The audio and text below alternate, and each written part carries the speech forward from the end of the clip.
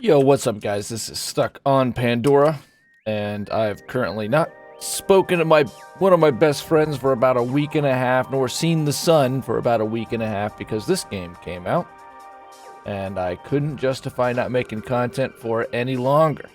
What I noticed is there seems to be about two camps of players.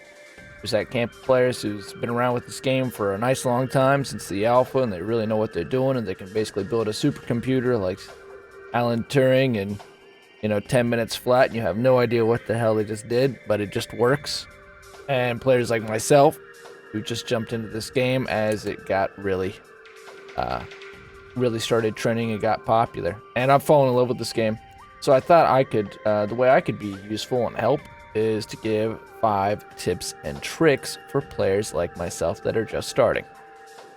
So here's my first number one tip and trick. And that is that the sound for starvation is super, super annoying. And you will starve all the time. And of course, the most obvious solution to that is to get a garden going. But my personal favorite solution, because out of all the things that I've done in this game so far, the one thing that I haven't done is really get a big agricultural production on the line. My two big things have been raiding a bunch, which really ties into this. And the first tip here is that dungeons respawn. These broken down buildings and farms that you see around the world, those are basically the dungeons, and they respawn. And this first little opening area, these dungeons, and the ship that you came down into, all this stuff respawns. I don't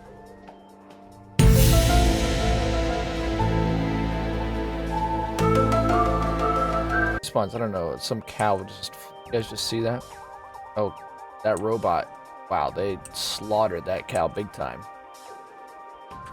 Jesus, Mary, and Joseph. So these early dungeons right here by the spaceship. Why this is the number one tip is this has to do with starvation. Obviously, you're going to get raided a bunch if you do get that big garden going.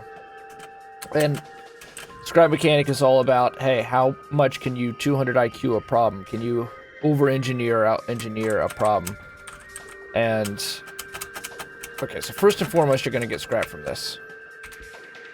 Which, in my case, this is my raiding vehicle. I can just take this over. And probably a much more efficient way. Again, those people that are like Alan Turing with this game probably are like, hey, by the way, you can just have that be sucked up by like a drone. Obama flies a drone over. Thanks, Obama. Food.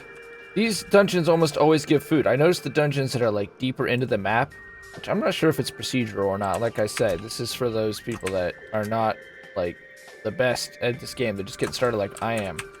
But there's always food over here.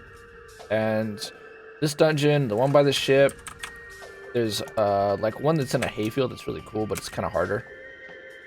These are just really good places to grab some quick food. And they respawn, I'd say about every hour, hour and a half. I haven't quite got the timer down, but there you go. Tip number one, use this place. Come over here, get food every now and again. Make a quick run over here so you don't starve constantly. Oh, God. Oh, God. So, you ever have this happen to you?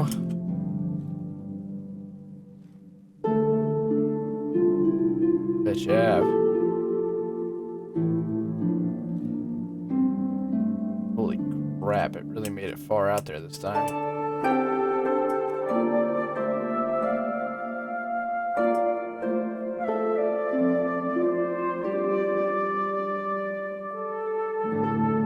This one's simple, easy. You can lift your Carishan. Some of these quick fire tips. The vehicle gets away from you. 1, it's probably going to crash. 2, you need to reset it. You can, so long as you don't have like extra stuff attached to it and it's all welded together, you can lift it. The only time I've not been able to lift something up is when I'm attaching like a bunch of scrap arms and... Okay, here's tip number 2. I purposely drove across the map, not very far actually. I'm not really sure if the map is procedural or not, if we're all on the same map. kind of thinking we're all on the same map because I notice the same environments playing out. And if that's the case, just follow the road. Straight from the mechanic shop, just keep following the road up the hill. You're going to eventually reach a biome like this. This is a fall biome. Why this is important is this is where cotton grows. And it's a fall biome just because the trees look like fall. You know, they're orange, they're red, they're amber, they're orange, they're the whole thing. I think people are gonna know, you're gonna know, I'm gonna know. I think people are gonna know, you're gonna know, I'm gonna know. I think people are gonna know. And this is important because tip number 2 is get a bed. Make a bed and put it on top of a vehicle like I have here. And this is going to save you a lot, and I mean a lot of frustration. First, I'm going to show you what cotton looks like. There's some right there. Once you get in a biome like this, it's actually all over the place. It is abundant, and it regrows. So it's not like it's a real difficult thing. You just have to make a trip over here to get it. Alright, now why that's important is, one, I'd get a chest on here too. I like to, sometimes I'll just fill it with anything. When I'm really raiding though, it's usually full of like the most valuable stuff, like these. These are just component kits, right? Yeah, God, those are the gold. Those are basically your money in this game. Anyway, I'm gonna die. Hopefully he doesn't attack our vehicle, because that's so freaking frustrating. Come on, man. Come on, man. So, you've probably been here before. You've probably died to a robot way out from your base, trying to get a hold of some of these component kits, or you've starved to death, or anything else. Back! And typically that means, well, now I have to run across the map. By the time you run across the map, you're already starved to death, and you get in a really frustrating snail's pace, where you've got to slowly but surely move your bag just a few extra feet forward. That's no longer a problem for you because you've got a bed and it's on top of your raiding vehicle. And, I mean, it can still be frustrating to die. And I want to say that last night when I was playing, I had there's some scary robots out here, man. There's some big, nasty robots. There's not just these hay bots everywhere. And they will wreck this thing. Well, they'll wreck whatever you're taking. And I had this thing destroyed way out from the base. So it's not like this is foolproof. There you go, you're good. Just take as many risks as you want. Still need to be kind of careful out there, but it's going to save you so much frustration. Check this out. This thing moves fast enough. Boom. So satisfying. So another rapid fire. So one, you can lift your Carisha. Another rapid fire tip is tomatoes and carrots. This comes courtesy of my brother when he was playing with me. Alias Hugo Miller. Carrots. Tomatoes. Tomatoes will give you about 35% of your water needs, and a carrot. Oh, we can look at it right now. But honestly, those two are priority. Get carrots and tomatoes, you're pretty much going to survive for a while. It's like, you know, I know there's a spot for beeswax out here. I've not looted the water over here much. Oh, there we go. There's a tomato. Check it out. This tomato will give us tons of water. So tomato, carrots. You can thank Hugo Miller for that. So tip number 1 is the food. Showing you where the food is. Tip number 2 is getting the bed up there and where to get the cotton. Tip number 3. You actually just slam your vehicle into this, but sometimes it works fast, sometimes it works slow. Here comes the money. This is a resource collector. You can build the resource collector up here. Resource collector is going to cost you 30 of metal. I believe that's metal 1. We'll check. Metal 1 is made from scrap. These things are super useful because they can be sucked in. Build this in the same spot by this guy, the refining bot. Then you can stick a chest to the refining bot. You can then attach a vacuum tube. This is tip number 3, by the way. This is to make your life easier while you're trying to build up in this game. And attach this to a chest, this chest to a vacuum tube, this chest to your crafty bot. Everything is now, as you can see there from the inventory, it's already preloaded in. Very similar to Minecraft in that way. It's going to make your life a lot easier because everything that you use to build and construct is already on hand. Now, I'm working on it. I'm not quite there yet, but you can continue to build this up, and then vacuum tube it. Click it in right there, and you got a loop. So the bot will not only throw whatever's refined in here, but it can also use those refined blocks, which takes out a step. Now, tying into number 3, this is something is very helpful. Once you've got chests connected to your bot on the output side, so all you got to do is line up the green circle to the side of the bot. It's pretty self-evident. You'll get it easy. There's nothing complex that has to happen. You just throw the chest down there. Now, say I want a bunch of gasoline, or say, do I got clams that don't? Okay, that's fine. Once you get an output, you get this infinity key. Just hit that infinity key, or loop key, whatever you want to call it, and it'll sit there and make as much gasoline. It'll make as much gasoline as it can. You don't even got to think about it. You just simply set it and forget it. Experiment. This is my sawmill truck. I came into this game zero knowledge. I still have virtually zero really idea of how like logic gates and stuff work. And this is just really going to improve your relationship with the game, because I was at a point where I wasn't enjoying it as much because I really didn't feel like I knew what was going on. But once I started to experiment and learn how some of these things worked, then I felt more comfortable with it, then I got addicted again. This is my sawmill truck. Now it looks stupid, but I'm telling you, this thing, well, one, it's got a lot of weight behind it. You know what? I'm tempted to do that. Anyway, tips and tricks. This ties into the experimenting.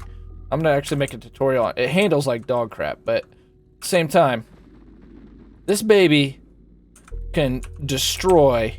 This thing is actually pretty good. Hold on, I gotta kill this robot. This thing's pretty good. It could obviously be better, but the point is, there, killed that tree. When something comes down, it seems to deliver a lot of force.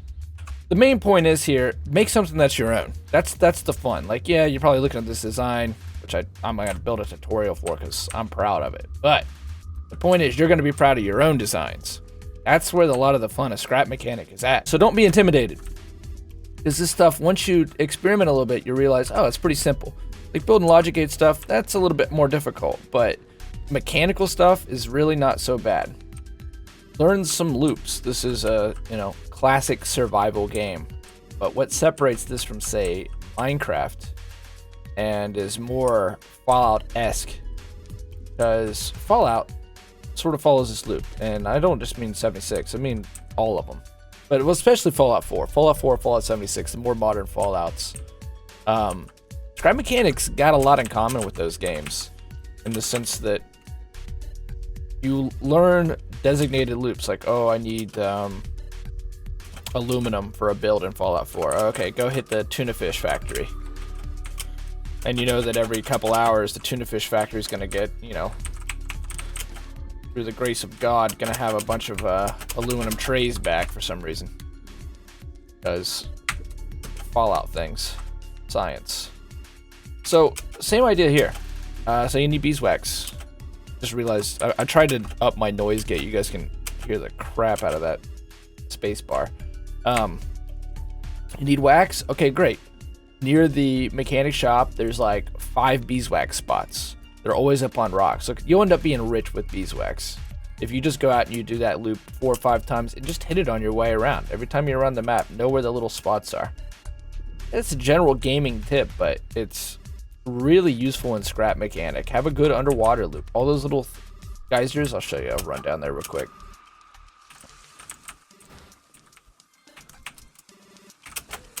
As soon as I get through this godforsaken place. Through the grace of God and godforsaken, we're going through the spectrum here. It's the end of the world. Oh, holy shit. Ouchie. Hey, tip number 2, use a bed. Jam the space bar like it's a gun. You son of a gun. Moving back and forth, left and right, this does seem to confuse these guys. I know if I was like a TTV Wraith right now, I would be having 0 difficulties, but I am not a TTV Wraith. So I'm building contraptions on Scrap Mechanic. Love that game, by the way. Check me out at twitch.tv/StuckOnPandora, where I play Lifeline. I know, disappointing. You have to play Wraith, but I play Lifeline and Watson. These freaking robots, man. You come to hate them, and I appreciate that. The thing that really makes me hate them the most is when they destroy your stuff. When I had my vehicle destroyed yesterday, it's like, the lights went out. Some little part of me died. And I appreciate that. That's, to me, really, it's got all the right survival stuff. You got unlimited storage. You can build whatever comes to your mind, whatever you're willing to challenge yourself with. It's just unlimited creativity. But it also punishes you. And that punishment The reason I think that's such a good thing is it creates some incentive to build. Build it bigger, better, stronger, not let it happen again. So my raiding vehicle is a direct result of many, many failures. So I guess that can also tie in as a spontaneous rapid fire tip here is it's okay to fail. It's okay to fail. Do tip number 2, put your bed, you know, somewhere where you're going to have easy access to your loot so that it's not quite as punishing to die all the time. But it's totally okay to die and see what works. That's, like I say, it makes you really hate the robots on that quality driving. If you have a giant vehicle like that, don't try to take a sharp turn. I have a buddy, his name's Woltz, and he's a truck driver. If he watches this video, he's probably smacking his face right now. And I'm glad you're not on the road. Players like you and me, I would hope, that kind of got into the hype of this game now and are finding it difficult to sort of find their bearings. This could be helpful. A cow is just thankful to God that he's still alive. At the same time, he's going to have to pay for at least 5 to 10 years of therapy to understand 2 hours later. Content. Life's going to be different for us, I swear, once I'm the next TP star. I just got to work on my race skills. The irony is I'm completely a streamer. You're trashing my own kind. You have no idea what she's done to me! You have no idea what she has done to you! Okay, so last tip I'm going to do for this video. You plebs like myself, this is a piston vehicle. I'm going to put a tutorial in the description. Most of you have probably already seen it. But hey, maybe this video helps somebody. This is a piston vehicle. Show you the connections. There's a great video a guy did. And the reason I'm going to show this off is because I went off his tutorial, but then you can see I ended up making it into my own thing. You're going to do the same thing, but why I suggest making this vehicle, it is a bit pricey. It's why it's tip number 5, because you're going to have 4 level 5 pistons. Takes no fuel. And early on, you're going to be starving all the time. You're going to be completely resource poor. You're not going to be able to move worth a darn. I suggest building a piston vehicle because it takes 0 fuel and it doesn't handle well. It doesn't turn well. It's just faster than your sprint speed, so you can outrun the hay bots. So it's just a great starter vehicle, and I don't think they'll nerf it because, granted, you're going to have a conversation with Newton because it breaks the laws of everything we know about the universe. But since this thing takes no energy, you got a perpetual motion machine here. See that it's simple though. He explains it much better than I can, but it's basically 2 sensors attached to an AND loop. And so every time the sensor flips, every time the sensor gets a reading, it fires a logic gate, which tells the controller, fire these pistons off. True, fire piston. True, fire piston. That's kind of the gist of the logic. But you can learn a lot just by doing that stuff. Build it. And then you'll start to get some ideas, and then before you know it, you kind of understand how a lot of this stuff works, and you can start to experiment, and there you have the fun of scrap mechanic. I hope this was helpful. You got an idea of how to make your life a little easier. You got an idea of where to get some food. You got an idea of how to start getting rich on some resources. So I hope this was helpful, and I'll see you at twitch.tv/StuckOnPandora. Thank you for watching.